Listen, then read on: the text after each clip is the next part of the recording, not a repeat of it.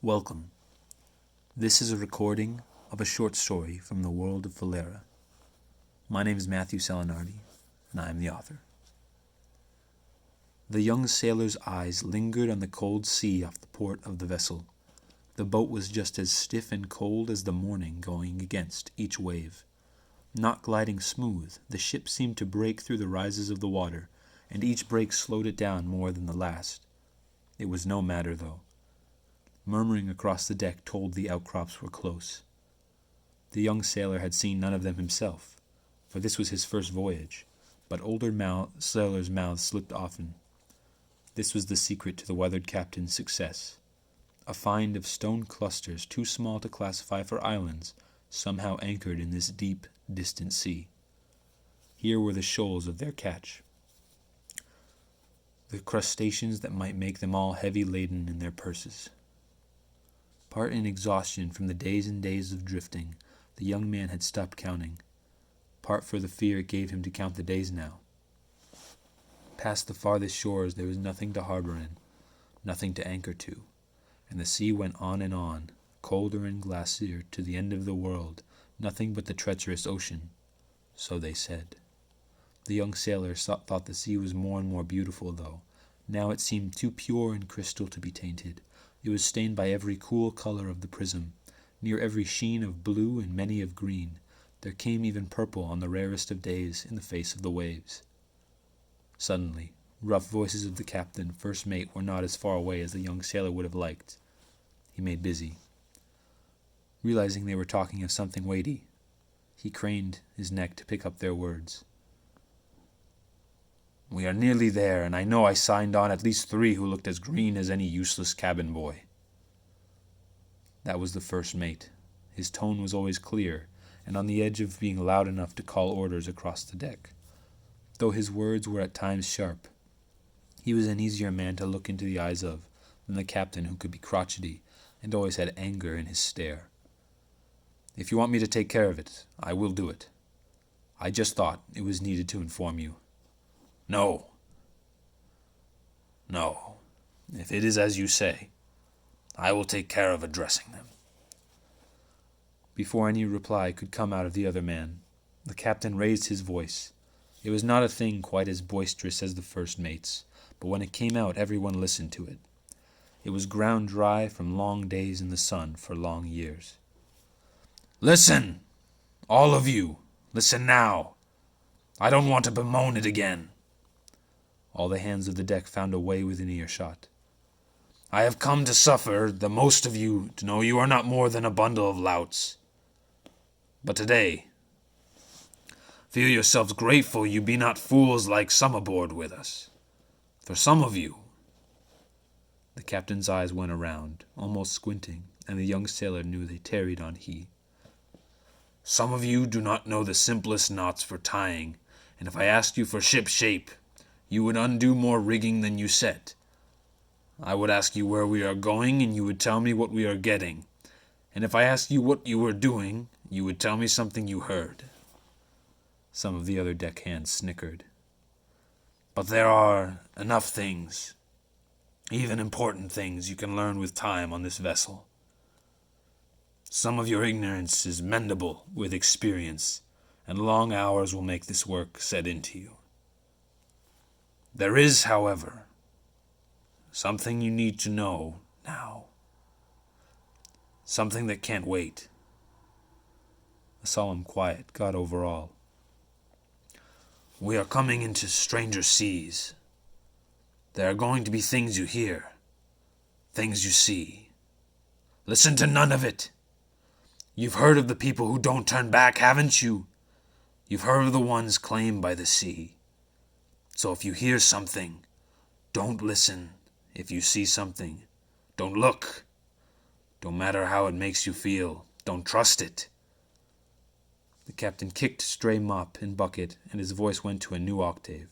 "Are you listening to me? Don't believe any of it. And now this goes for any of you. Anyone who might have heard before and wants to listen. Any who wants another look at what he saw. Know this, that if you dive in there chasing after something you felt, all that waits for you is the depths. If you go after what may be beckoning beneath those waves, you can be sure you will be. The tension in his vocals sounded ready to split, but something paused the captain, and the crew's silence changed what he said. I have spent enough time on it already. Once more his gaze seemed to snag on every eye. So if you value your life, he turned around. Be careful of the waves. Cook! The first mate's voice boomed some seconds later. Bring out the lard for these men's ears, and the rest of you, line up. They had been coming into a mist when the captain started, and by the time the young sailor's ears were full, and he stepped out of the line, the mist was a fog. The old, knobby fellow who sometimes manned the rudder was the only one not come to the cook, but looking closer, the young sailor realized his ears were already full. The old man was steering them in a lacy weave. When he looked over the boat rail, the young man saw why. In and out they weaved through stone clusters.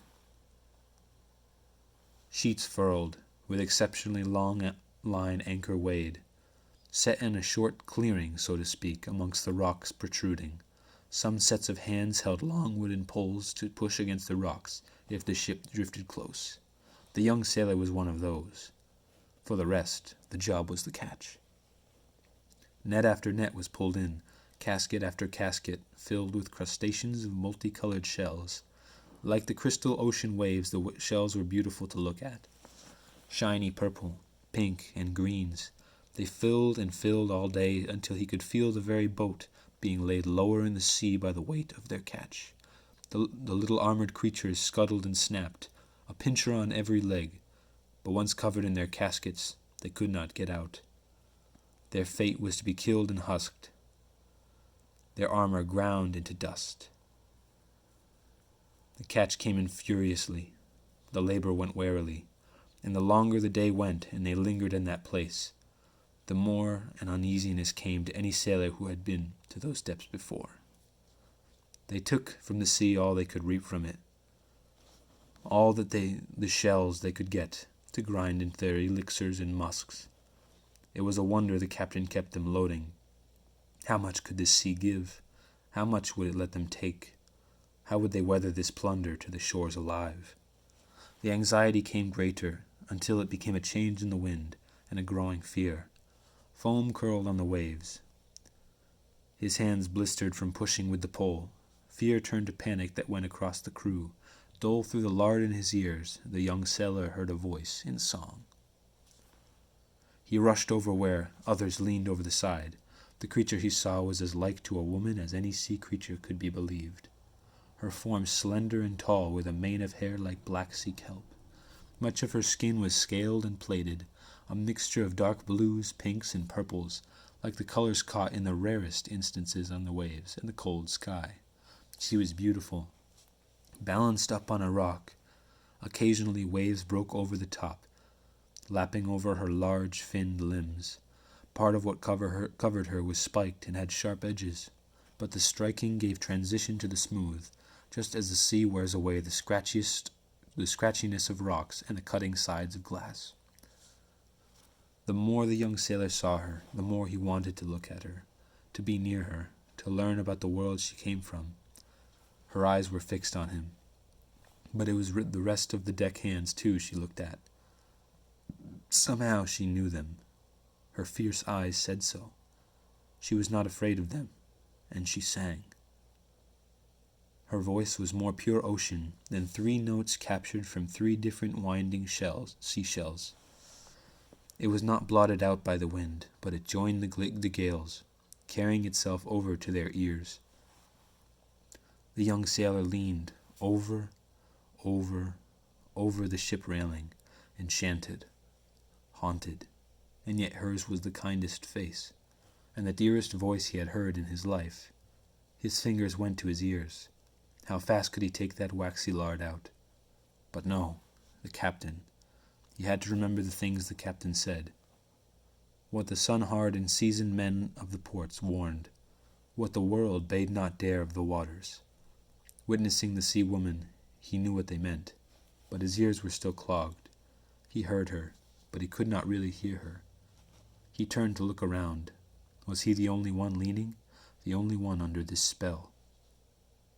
Then her voice was no longer a sound dulled by the lard in his ears, but it was a different voice. Nothing short of pure feeling. In a piercing message it came straight from her to their hearts. Come.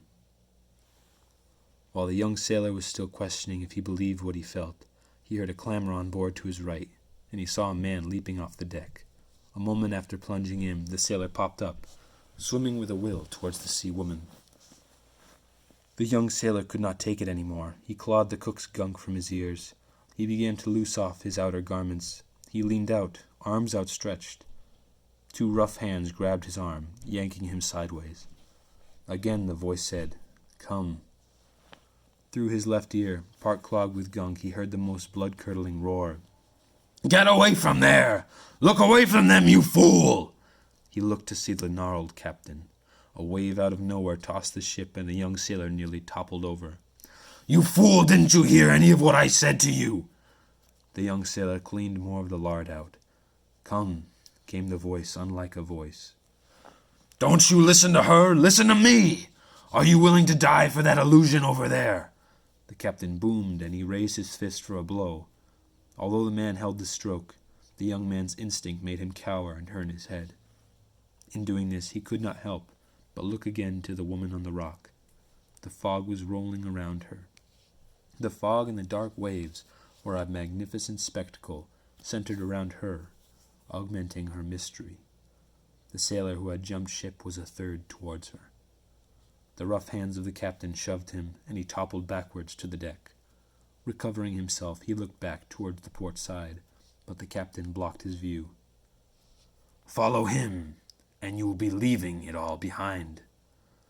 Whatever fortune you might have made on this ship, any boons or booty, and family if you've got them, or friends too, your lands, your belongings, your very life goes, and does not come back. He was too low to see any of the sea, and now the crew. The crew he had not noticed when the sea woman was all he could see.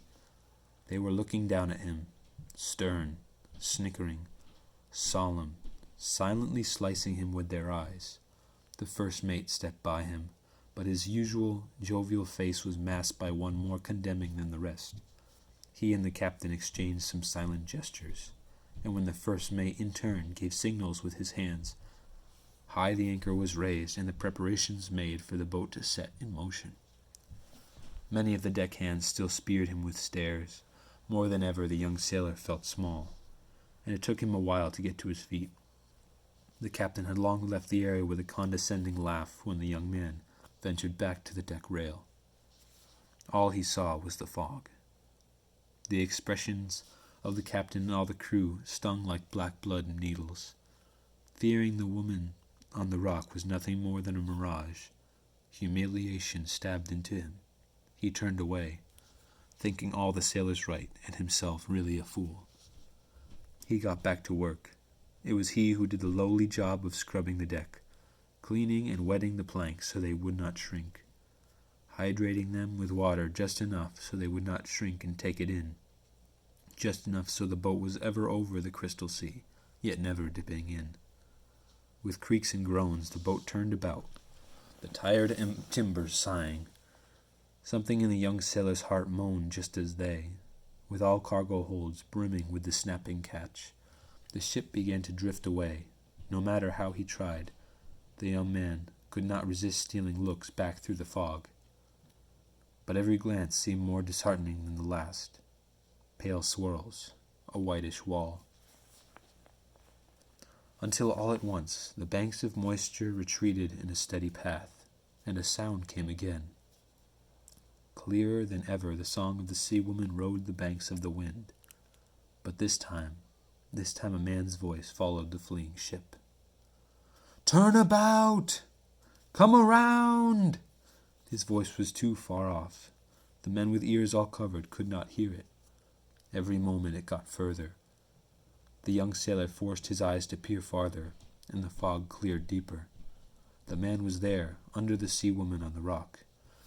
"Come around!" his shout came after. "Come," said she with the voice like pure emotion. How could it be a lie?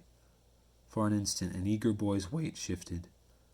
But the cost, the captain said, the ones who would laugh at him, and the ones who would berate him if he was wrong. How cold the waves would be, how fast the ship's wake would flee. Over his head was the sun-cracked captain, eyeing without remorse from higher deck. "Come around!" The young sailor heard the man's fading shout, but he made no call to the rudder man. "Come."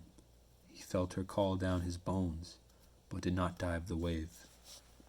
If he had not turned away and closed his heart, he would have known the sea itself was calling.